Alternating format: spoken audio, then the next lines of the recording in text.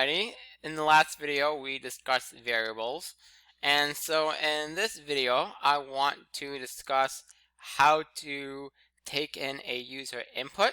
A lot of times we want to take in data from the user to use in our program.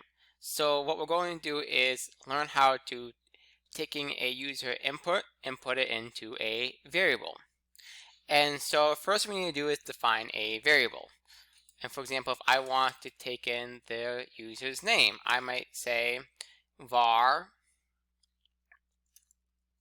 username equals, and then I'm going to call the prompt command in JavaScript. So I'm going to say prompt, and then in quotations, once again, this could be either single quotations or double quotations, it doesn't matter. And I'm going to say, what is your name? And then what I want to do is I want to log it to the console. Log user name. Let me put my semicolons there. And now I see it says, what is your name? And I'm going to say, my name is Alex. And then I see Alex appears on the console.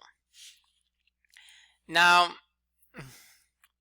I can also push it back by putting, once again, the alert statement in a window. I can say, hello, your name is, and then I can do plus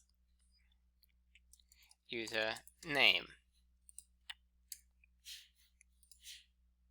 What's my name?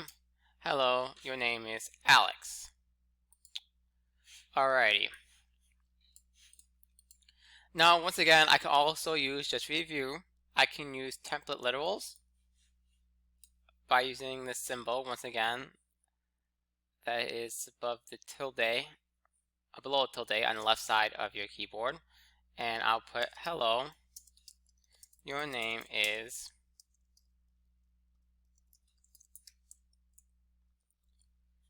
once again, I get the same result. I run the code. Ooh, something does not like. Oh, duh, because I did not delete like I wanted to.